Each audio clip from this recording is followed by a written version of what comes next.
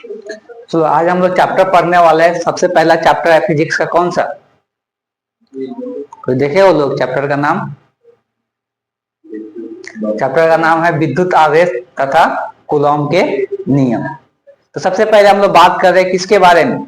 विद्युत आवेश के बारे में। तो ये सबसे पहले हम लोग समझेंगे कि ये आवेश होता क्या है, आवेश उत्पन्न कैसे होता है, किसी पदार्थ पर आवेश आता कैसे है। तो आवेश के बारे में समझने के लिए हम लोग कुछ चीजों की जानकारी होना चाहिए। जैसे कि पता है सबको कि कोई भी पदार्थ है तो ये आवेश पहले आता कैसे है किसी पदार्थ को, उसको हम लोग समझेंगे। तो कोई भी पदार्थ होता है तो पदार्थ का सबसे छोटा कण क्या होता है? पदार्थ का सबसे जो छोटा कण होता है वो क्या होता है? पदार्थ का सबसे छोटा कण क्या बोला जाता है? इसके पहले भी बताए थे कि पदार्थ का जो सबसे छोटा कण होता है वो क्या होता है? परमाणु होता है। क्या होता है? परमाणु होता है। तो पदार्थ का सबसे छोटा कण परमाणु होता है। बहुत बार बता चुके हैं कि यहाँ पर भी क्या है, बहुत सारे अलग अलग वायु का पदार्थ है। वायु एक पदार्थ है ना, इसका भी क्या है, इसमें बहुत सारे गैसों का कण है, जो कि सबसे छोटा जो कण होता है उसी को हम लोग क्या कहते हैं? परमाणु कहते हैं। और उसी परमाणु के अंदर अगर ये एक परमाणु है तो परमाणु का आकृति इतना छोटा होता है कि हम लोग ऐसे दिखाई भी नहीं देता है। हम लोग क्या करते हैं, उसको सूक्ष्मदर्शी द्वारा या माइक्रोस्कोप द्वारा देखेंगे तब जाके हम लोग देख पाएंगे। तो अगर ये परमाणु होता है, परमाणु का जब बहुत आकार छोटा होता है तो उसको गोलाकार आकार मानते हैं। और इसी परमाणु के अंदर 3 मौलिक कण पाए जाते हैं। इसी परमाणु के अंदर क्या होते हैं? 3 मौलिक कण होते हैं। इस परमाणु के अंदर जो 3 मौलिक कण होते हैं कौन कौन से होते हैं? इलेक्ट्रॉन, प्रोटॉन और न्यूट्रॉन। तो ये 3 मौलिक कण पाए जाते हैं इस परमाणु के अंदर। अब ये भी चर्चा किया जाता है जो इसमें न्यूट्रॉन होता है इस पर कोई भी आवेश नहीं होता है। प्रोटॉन और इलेक्ट्रॉन पे क्या होते हैं? आवेश होते हैं। और जो प्रोटॉन पे आवेश होते हैं वो कैसा आवेश होते हैं? धन आवेश होते हैं। और जो इलेक्ट्रॉन पे आवेश होते हैं वो कैसा आवेश होते हैं? ऋण आवेश होते हैं। ठीक, ये चीजें इसके पहले भी हम चर्चा कर चुके हैं। तो बताया ये जाता है कि जो परमाणु होता है, परमाणु के जो नाभिक होते हैं, ये इसको बीच वाला को हम लोग क्या कहते हैं? नाभिक कहते हैं, न्यूक्लियस कहते हैं। इस न्यूक्लियस के अंदर न्यूट्रॉन और प्रोटॉन पाए जाते हैं। और इलेक्ट्रॉन जो होते हैं वो परमाणु के चारों तरफ क्या करते हैं? चक्कर लगाते हैं। इलेक्ट्रॉन जो होते हैं परमाणु के चारों तरफ क्या करते हैं? चक्कर लगाते हैं। और इस बात को ध्यान में रखना है, इसमें जितना प्रोटॉन की संख्या होता है उतना ही क्या होता है? एक परमाणु के अंदर जितना प्रोटॉन की संख्या होता है उतना ही इलेक्ट्रॉन की संख्या होता है। तो जितना प्रोटॉन होगा, मान लो कि अगर 11 गो प्रोटॉन है और 11 गो क्या है? इलेक्ट्रॉन है। मतलब प्लस चार्ज 11 गो है, माइनस चार्ज भी कितना है? 11 है। दोनों चार्ज समान, एक प्लस माइनस होने के कारण एक दूसरे क्या कर देता है? कैंसल कर देता है, जिसके कारण एक परमाणु कैसा होता है? उदासीन होता है। ये बहुत बार क्वेश्चन में पूछा जाता है परमाणु उदासीन क्यों होता है, ये परमाणु उदासीन होता है कि नहीं होता है, इस पर पूछा जाता है क्वेश्चन। तो जो ये इसके दोनों पर चार्ज समान, मतलब इलेक्ट्रॉन प्रोटॉन सेम होने के कारण दोनों एक दूसरे कैंसल आउट कर देता है, जिसके कारण इस पर कोई भी आवेश नहीं होता है एक परमाणु के अंदर। जब एक परमाणु के अंदर कोई आवेश नहीं होता है तो कोई पदार्थ पर भी क्या होता है? कोई आवेश नहीं होता है। जैसे बेंच है, हम लोग का शरीर है, या कोई भी वस्तु, चाहे हम यहाँ पे पेन रखे हुए हैं, इस पर अभी भी कोई आवेश नहीं है। इसका रीजन यही है कि इसके अंदर परमाणु जो है, परमाणु के अंदर इलेक्ट्रॉन और प्रोटॉन की संख्या क्या है? समान है, जिसके कारण हम लोग को कोई भी आवेश देखने को नहीं मिलता है। लेकिन किसी भी पदार्थ पर कोई आवेश उत्पन्न किया जा सकता है। वो उत्पन्न कैसे किया जाता है? जब इसमें क्या होता है, अगर मान लो कि 11 को इलेक्ट्रॉन है, एक इलेक्ट्रॉन इससे क्या हो जाए? बाहर निकल जाए। 2 कैसे बनता है? या तो इलेक्ट्रॉन इससे क्या हो जाए? बाहर निकल जाए। इलेक्ट्रॉन एक जैसे ही बाहर निकलेगा, इलेक्ट्रॉन की संख्या क्या हो जाएगा? घट जाएगा। इलेक्ट्रॉन की संख्या जब घटेगा मतलब प्रोटॉन की संख्या क्या रहेगा? एक अधिक रहेगा। इलेक्ट्रॉन की संख्या घट गया मतलब कितना हो गया? ये 10, और ये कितना है? 11 है। तो 10 से तो 10 कट जाएगा, लेकिन एक प्लस वाला बच जाएगा ना। तो जब इलेक्ट्रॉन किसी पदार्थ से बाहर निकलता है तो इस पर चार्ज कैसा आता है? प्लस का चार्ज आ जाता है। तो चार्ज कैसा आता है? प्लस चार्ज आता है। उसी प्रकार से जब किसी पदार्थ के अंदर इलेक्ट्रॉन क्या हो जाए? चला जाए बाहर से कोई इलेक्ट्रॉन इसके अंदर चला गया। जब इसके अंदर इलेक्ट्रॉन चला गया तो ये कितना हो जाएगा? इलेक्ट्रॉन की संख्या 12 हो जाएगा। अब यहाँ पर यह है 11 और यह है 12, तो माइनस वाला ये क्या हो जाएगा? बढ़ जाएगा।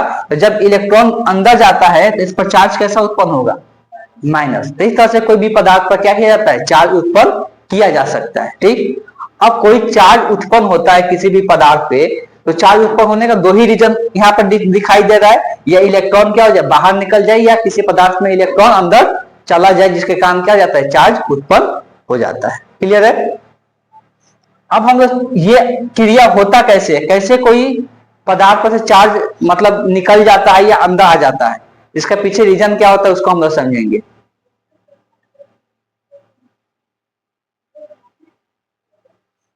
टाइम लग रहा है।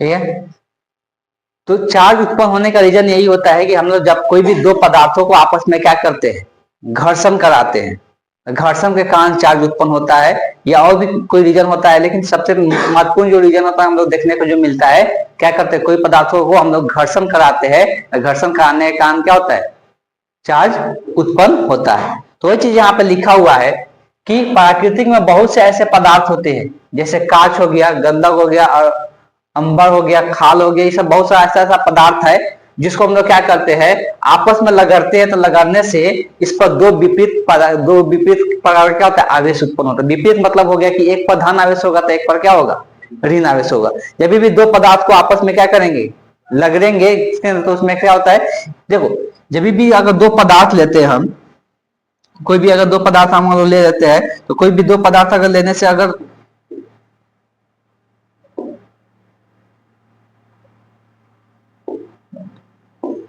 अगर मान लो कि ये एक पदार्थ है, एक दूसरा पदार्थ यहाँ पर ले ली, आपस में जब लगड़ते हैं तो लगड़ने से क्या होता है कि इसका जो इलेक्ट्रॉन होता है, या तो हो सकता है कि इससे इलेक्ट्रॉन क्या हो जाए निकल जाए, और हो सकता है इससे इलेक्ट्रॉन निकल के क्या हो जाए उसमें चला जाए लगड़ते टाइम। तो इलेक्ट्रॉन निकलने का कारण होता है, मान लो कि इससे इलेक्ट्रॉन निकला और इसमें क्या हो गया चला गया, तो जब इससे इलेक्ट्रॉन निकला ये वाला पदार्थ से, तो जब इससे इलेक्ट्रॉन निकला तो इस पर कैसा चार्ज आएगा, इलेक्ट्रॉन निकलेगा तो कैसा आएगा प्लस आएगा, तो इस पर क्या आ जाएगा प्लस आ जाएगा, इसमें इलेक्ट्रॉन गया है तो कैसा आ जाएगा माइनस आ जाएगा। इसलिए घर्षण करने से क्या होता है दो पदार्थों पर एक पर क्या होता है धन आवेश उत्पन्न होता है, एक पर ऋण आवेश उत्पन्न होता है। अब देखिए जब पदार्थ पर आवेशीय तो हो गया, आवेश उत्पन्न कैसे होता है, जब आवेश उत्पन्न हो जाता है किसी भी पदार्थ पर क्या होता है जब आवेश उत्पन्न हो जाता है, तो आवेश उत्पन्न होने के बाद क्या होता है कि उस पर बल लगना शुरू होता है। कोई भी आवेश अगर उत्पन्न हो जाता है तो उस पर बल लगना शुरू, बल दो टाइप का लगेगा, एक सजातीय होगा, सजातीय जब होगा सजातीय का मतलब हो गया कि दोनों को दोनों क्या रहेगा प्लस रहेगा। जब दोनों को दोनों प्लस रहेगा या दोनों को दोनों क्या रहेगा माइनस रहेगा, तो इस केस में हम लोग क्या कहते हैं सजातीय कहते हैं। सजातीय में हमेशा क्या होता है प्रतिकर्षण होता है, आकर्षण नहीं होता है। प्रतिकर्षण मतलब क्या होता है एक दूसरे से अलग भागना दूर भागना। इस केस में भी क्या होगा प्रतिकर्षण होगा, बस इसी केस में क्या होगा आकर्षण होगा जब कैसा आवेश रहेगा विपरीत आवेश रहेगा, विजातीय आवेश रहेगा तब। ठीक, तो ये केसेस देखने को मिलता है।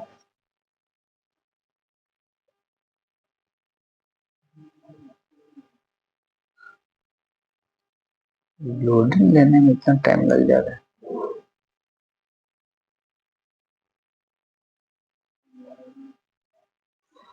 और देखो कुछ इंपॉर्टेंट पॉइंट लिखा दिया गया है जिसको तुम लोग को ध्यान में रखना है।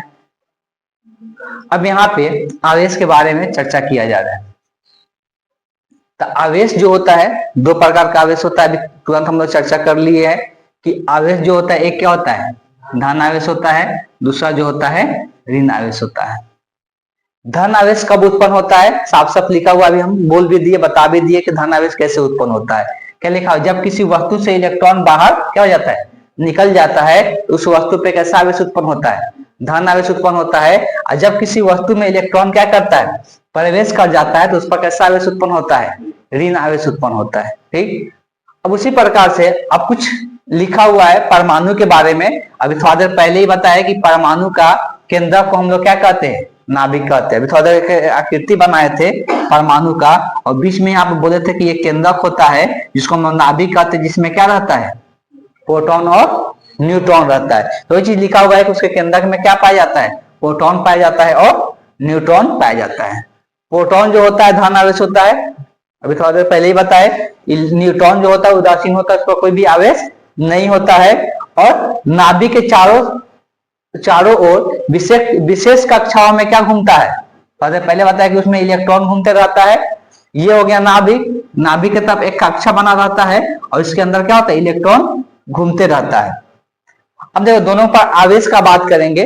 हम बताए थे जितना इलेक्ट्रॉन का आवेश होता है उतना ही क्या होता है, प्रोटॉन का आवेश होता है। जितना इलेक्ट्रॉन का आवेश होता है, इलेक्ट्रॉन का आवेश ऋणात्मक होता है और प्रोटॉन का आवेश धनात्मक होता है। तो ऋणात्मक में मान कितना होता है इसका, -1.6 इंटू 10 के पावर -19 कूलम होता है। और ये सब ये छोटा छोटा क्वेश्चन भी ऑब्जेक्टिव पूछ लिया जाता है, ये सब याद रखना जरूरी है। जितना यहाँ पर कंटेंट यहाँ पर दिए हुए है, यहाँ पर देख सकते हो जो इस वाले कलर से दिख रहा है, कौन सा, ग्रीन वाले कलर से, ठीक। तो ये सब इंपॉर्टेंट पॉइंट है, इसको याद भी, नीचे वाला को याद भी नहीं रखोगे तो चलेगा। तो यहाँ पे जितना भी दिया हुआ है, यहाँ पे प्रोटॉन का जो आवेश होता है वो इलेक्ट्रॉन के आवेश के नाम समान होता है, एग्जैक्ट बराबर होता है, लेकिन ये निगेटिव होता है और ये क्या होता है, पॉजिटिव होता है। और यहाँ पे जो भी आवेश होता है, तो आवेश को हम लोग किस में बताते हैं, कूलम में बताते हैं। ये सबको पता होना चाहिए।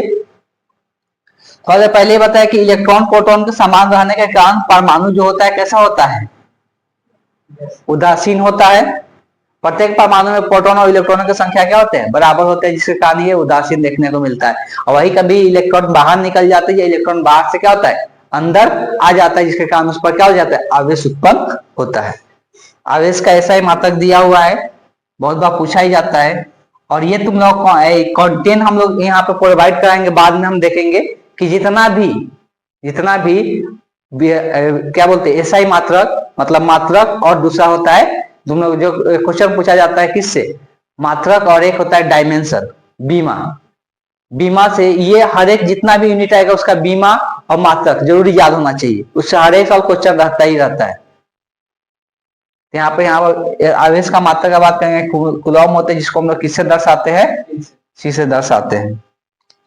किसी वस्तु पर उत्पन्न आवेश को हम लोग किससे दर्शाते हैं, क्यू से दर्शाते हैं।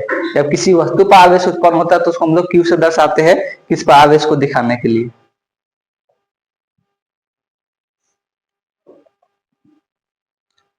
आगे है आवेश का क्वांटमीकरण, मतलब किसी भी पदार्थ पर जो आवेश उत्पन्न होता है उस आवेश को हम लोग किस प्रकार से दर्शाएंगे, कैसे दिखाएंगे, उसी को हम लोग क्या कहते हैं, क्वांटमीकरण के नाम से जानते हैं। अब देखो ये तो हम लोग पता चल चुका है किसी भी पदार्थ पर आवेश कैसे उत्पन्न होता है। आवेश उत्पन्न होने का रीजन 2 बता दिया गया। उस पदार्थ से क्या होगा, या तो इलेक्ट्रॉन बाहर निकला होगा या इलेक्ट्रॉन आया होगा। जरूरी नहीं है कि एक ही इलेक्ट्रॉन बाहर निकला होगा, हो सकता है एक से ज्यादा इलेक्ट्रॉन क्या हो, बाहर निकला होगा। तो उससे इलेक्ट्रॉन कितना बाहर निकला या उसके अंदर कितना इलेक्ट्रॉन आया, उसको हम लोग को जानकारी होना चाहिए, तभी जाकर हम लोग बता पाएंगे कि उस पर आवेश कितना उत्पन्न होगा। तो यहाँ पे क्या काम करना है, सबसे पहले मान लेना है, ठीक, माना कि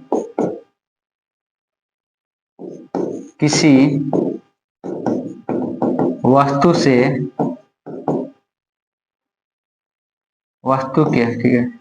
के परमाणु से n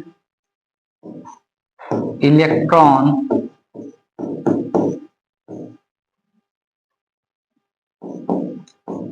निकल गया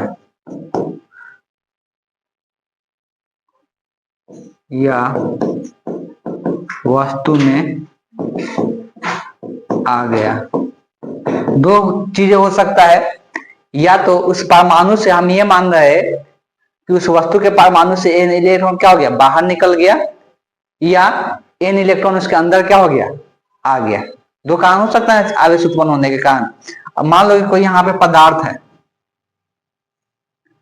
अब इस पदार्थ से हम ये मान सकते हैं या तो इससे इलेक्ट्रॉन क्या हो जाए, n वो इलेक्ट्रॉन क्या निकल जाए, बाहर निकल जाए। ये दूसरा केस ये बनता है कि ये पदार्थ है और इससे n इलेक्ट्रॉन क्या हो जाए, अंदर आ जाए। तो अगर n इलेक्ट्रॉन बाहर निकलेगा, अगर n इलेक्ट्रॉन बाहर निकलेगा तो इस पर आवेश जो उत्पन्न होगा प्लस में होगा कि माइनस में होगा,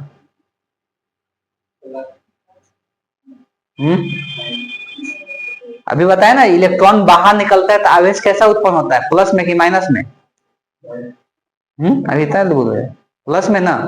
तो इलेक्ट्रॉन अगर बाहर निकला तो इस पर आवेश कैसा उत्पन्न होता है, प्लस में उत्पन्न होता है। अब देखो, एक इलेक्ट्रॉन बाहर निकलता तब इस पर आवेश कितना लिखते, एक ई लिखते। अगर दो इलेक्ट्रॉन बाहर निकलता तो आवेश कितना लिखते, 2e लिखते। अगर तीन इलेक्ट्रॉन बाहर निकलता तो आवेश कितना लिखते, ये मतलब ये आवेश को दर्शा रहा है, ई का मान, ठीक। वैसे ही अगर इसमें से कितना इलेक्ट्रॉन बाहर निकल रहा है, कितना, n, तब आवेश को क्या लिखेंगे, n इंटू ई लिखेंगे। क्लियर है? उसी प्रकार से अब इसमें इलेक्ट्रॉन क्या हो रहा है, आ रहा है। तो आ रहा है तो अगर एक आता, आवेश को क्यों से दर्शाते हैं ना, एक आता तो एक इलेक्ट्रॉन लिखते, दो आता तो दो इलेक्ट्रॉन लिखते कि इतना आवेश उत्पन्न हुआ, तीन आता तो तीन इलेक्ट्रॉन का आवेश के बराबर उत्पन्न होता। तो ऐसे ही हम क्या लिए हैं, n लिए हैं, तो n आया है तो कितना आवेश उत्पन्न होगा, n ही होगा। अब यहाँ पर देख के बताना लोग सही तरीका से कि यहाँ पे जब हम Na लिख रहे तो यहाँ पे ये प्लस में उत्पन्न हो रहा है कि माइनस में, आवेश, आवेश माइनस में उत्पन्न हो रहा है। और यहाँ पे किस में हो रहा है, प्लस में, इसलिए कि इलेक्ट्रॉन क्या हो रहा है, बाहर निकल रहा है। तो ये प्लस में उत्पन्न हो रहा है, ये माइनस में उत्पन्न हो रहा है। हम चाहते हैं कि दोनों को एक ही साथ लिख ले। अब यहाँ पर ये क्या है, प्लस में, और ये क्या है, माइनस में। तो अगर यहाँ पर n का मान क्या ले ले, n का मान प्लस में ले लेंगे, और यहाँ पर n का मान किस में ले लेंगे, माइनस में ले लेंगे, तो मेरा काम हो जाएगा। और कोई n का मान 1 2 3 4 प्लस में ले और n का मान माइनस में ले, n का मान, तो कौन सा संख्या होता है, जो 1 2 3 4 प्लस में हो और माइनस में भी क्या है, -1 -2 -3 हो, तो कौन सा संख्या होता है, पढ़े हो ना मैथ, क्या होता है, इंटीजर होता है। हिंदी में क्या कहते हैं, पूर्णांक कहते हैं। इसका मतलब अगर है दोनों को कंबाइंड करके लिख दे तो q बराबर हम लोग लिख सकते हैं किसके बराबर, n इंटू ई, जहां पे n क्या होगा, n पूर्णांक संख्या हो जाएगा, पूर्णांक है। अब n का मान प्लस में लेंगे तो इसको दर्शाएगा, n का मान माइनस में लेंगे तो इसको दर्शाएगा। तो इसी को हम लोग क्या कहते हैं, इसी को हम लोग नाम देते हैं क्या, क्वांटाइजेशन ऑफ द चार्ज कहते हैं, या आवेश का क्या कहते हैं, क्वांटमीकरण कहते हैं। क्वांटमीकरण का मतलब ये हुआ किसी पदार्थ पर कैसे पता चले कितना उस पर आवेश उत्पन्न हुआ है, तो इस फॉर्मूला से निकलेगा। ई तो सबको पता है कि यहाँ पे ई का मान कितना होता है, 1.6 × 10⁻19 होता है कूलम, ये ई का मान होता है। अब ये प्लस माइनस इसका डिसाइड होगा खुद ही, ये इलेक्ट्रॉन है तो इलेक्ट्रॉन पर चार्ज सबको पता होता है किसमें होता है, माइनस में होता है, ठीक। अब यहाँ पे n डिसाइड ये करेगा कि कोई इलेक्ट्रॉन बाहर निकला है या अंदर आया हुआ है, ये डिसाइड करेगा n अगर धनात्मक लेंगे तो ये हो जाएगा क्या, n अगर धनात्मक लेंगे इसका मतलब ये हुआ कि इलेक्ट्रॉन क्या हुआ है, बाहर निकला हुआ है उतना। अगर ऋणात्मक लेंगे तो इसका मतलब होगा कि इलेक्ट्रॉन क्या हुआ, उतना अंदर आया हुआ है। क्लियर है? मोबाइल साइलेंट रखो सब।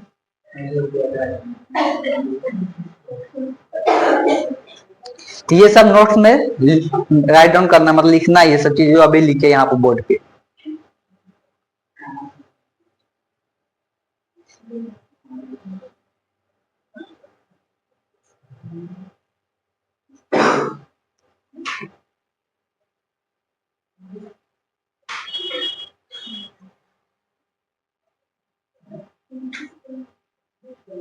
पहले चेक कर लेना पड़ेगा।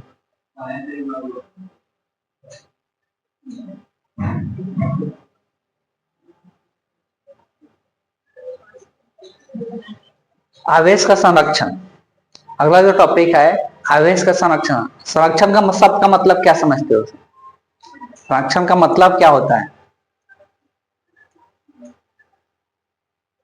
संरक्षण मतलब बचाना, जो कभी भी खत्म ना हो सके उसको बचा कर रखा जा सके, उसी को हम लोग क्या कहते हैं। जितना भी आवेश होता है न तो आवेश उत्पन्न किया जा सकता है, नहीं आवेश खत्म किया जा सकता है। हमेशा एक आवेश दूसरे आवेश में क्या जाता है, बदल जाता है। एक आवेश दूसरे जगह चला जाता है, कभी भी इसको खत्म या बनाया नहीं जा सकता है। जैसे कि बैटरी में जो आवेश स्टोर होता है, बैटरी चार्ज होता है ना, बैटरी में क्या होता है, आवेश स्टोर होता है, तो वो आवेश हम लोग फिर क्या करते हैं, हस्तांतरित कर देते हैं, दूसरी जगह भेज देते हैं। तो आवेश हमेशा एक जगह दूसरी जगह चला जाता है, वो खत्म नहीं होता है। और फिर आवेश, उसको आवेश भरना रहता था, फिर क्या होता है, दूसरे जगह का आवेश बैटरी में फिर लाया जाता है। तो आवेश कभी भी खत्म नहीं हो सकता, इसीलिए बोला जाता है आवेश क्या है, संरक्षित है। आवेश का संरक्षण, वही चीज लिखा हुआ है कि किसी विलगित निकाय, विलगित निकाय का मतलब समझते हैं, विलगित निकाय वैसा सिस्टम जिससे, ऐसा एक सिस्टम बना दिया जाए जिससे कोई भी आवेश बाहर नहीं जा सकता है, उसी में रहेगा। तो किसी विलगित निकाय के भीतर कुल आवेश हमेशा क्या होता है, स्थिर होता है। आवेश का संरक्षण सिद्धांत कहता है ये कि मान लो कि अगर एक यहाँ पर ऐसे बड़ा सा एक विलगित निकाय बना दी, आइसोलेटेड सिस्टम, जिसमें से आवेश बाहर नहीं जा सकता है। अब इसके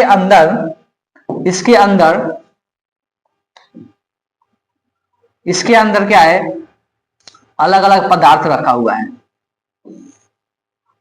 अब इसके अंदर अलग अलग पदार्थ है, तो इसमें से हो सकता है कि इसमें का इलेक्ट्रॉन इसमें चला जाए, इसमें का इसमें चला जाए, इसमें का इसमें चला जाए, ऐसे इधर उधर जा सकता है। लेकिन अगर जब कुल आवेश निकालेंगे तो कुल आवेश का मान हमेशा क्या रहेगा, पहले जितना था उतना ही रहेगा। अगर मान लो कि इसमें पहले 25 था, इसमें 20 था, इसमें 15, इसमें 10, इसमें -15, ठीक है।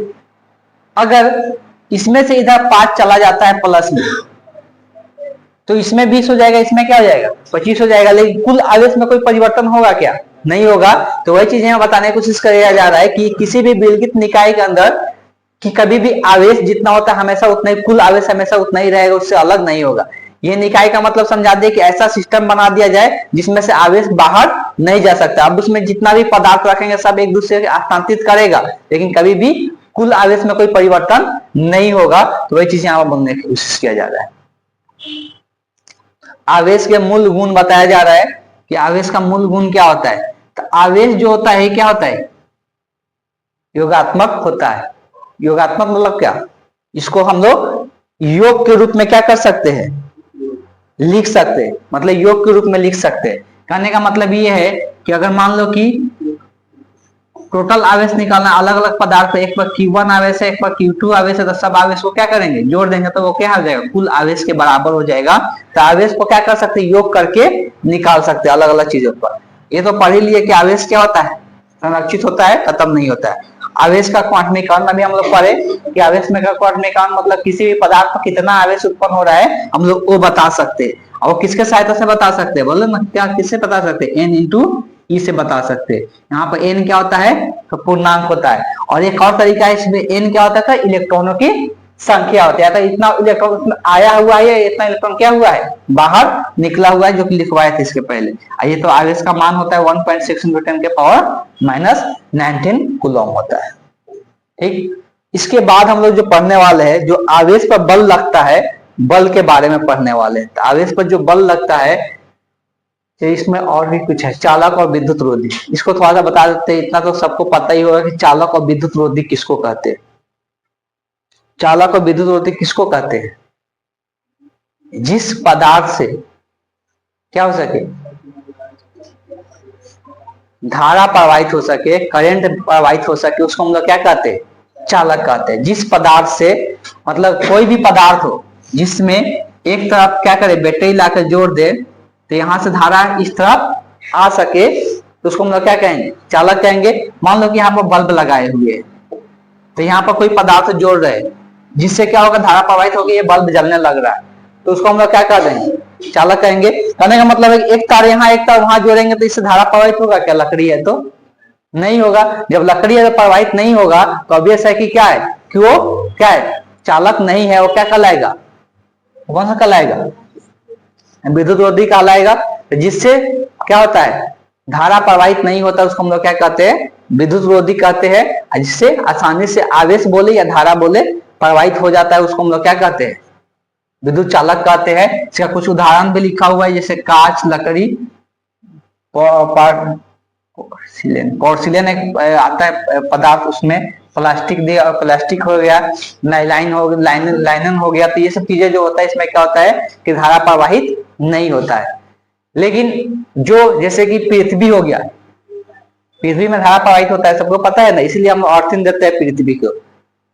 मानव के शरीर में भी होता है, किसी जंतु के शरीर में भी क्या होता है, धारा प्रवाहित होता है, या किसी तार में धारा प्रवाहित होता है। तार मतलब क्या, एल्युमिनियम का होना चाहिए, तार का नाम जानते हो लोग ना, एल्युमिनियम का होना चाहिए। ये सब में क्या होता है, धारा प्रवाहित होता है, उसको हम लोग क्या कहते हैं, चालक पदार्थ कहते हैं। ठीक, आज की क्लास को यहीं पर अंत देते हैं, अगले क्लास में हम लोग आगे पढ़ेंगे। इसका नोट्स हम भेज देंगे थोड़ा देर बाद।